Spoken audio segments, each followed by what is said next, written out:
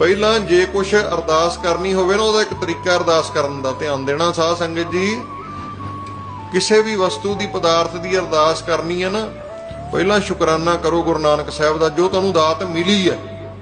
ਸੱਚੇ ਪਾਤਸ਼ਾਹ ਇਹ ਤੁਸੀਂ ਦਿੱਤੀ ਹੈ, ਬੜੀ ਮਿਹਰ ਆਪ ਜੀ ਦੀ, ਤੇ ਮਹਾਰਾਜ ਇਹ ਅਰਦਾਸ ਹੈ, ਆਪ ਜੀ ਕਿਰਪਾ ਕਰ ਦੇਣੀ। ਫਿਰ ਅਰਦਾਸ ਪੂਰੀ ਹੁੰਦੀ ਹੈ। ਦਿੱਤੀ ਦਾਤ ਦਾ ਸ਼ੁਕਰਾਨਾ ਕਰਕੇ ਫਿਰ ਅਰਦਾਸ ਕਰੋ, ਮਹਾਰਾਜ ਕਿਰਪਾ ਕਰਨਗੇ। ਮਹਾਰਾਜ ਬਹੁਤ ਦਿਆਲੂ ਨੇ। ਦੇਂਦਾ ਦੇ ਲੈਂਦੇ ਥੱਕ ਪਾਏ, ਜੁਗਾ ਜੁਗੰਤਰ ਖਾਈ। ਉਹਦੇ ਘਰ ਪਦਾਰਥਾਂ ਦੀ ਘਾਟ ਨਹੀਂ ਹੈ, ਪਦਾਰਥ ਮੁੱਕਦੇ ਹੀ ਨਹੀਂ। ਤੁਸੀਂ ਥੱਕ ਜਾਓਗੇ ਲੈਂਦੇ, ਮਹਾਰਾਜ ਦਿੰਦੇ ਨਹੀਂ ਥੱਕਦੇ। ਉਹ ਇੰਨੇ ਪਦਾਰਥ ਨੇ ਨਾ। ਗੁਰ ਦਾਤਾ ਗੁਰ ਹੈਵੈ ਕਰ, ਗੁਰ ਦੀਪਕ ਤੇ ਲੋਏ। ਅਮਰ ਪਦਾਰਥ ਨਾਨਕਾ, ਮਨ ਮਾਨਿਆ ਸੁਖ ਹੋਏ। ਜਿਤੜੇ ਫਲ ਮਨ ਬਾਂਚੀਐ, ਤਿਤੜੇ ਸਤਿਗੁਰ ਪਾਸ।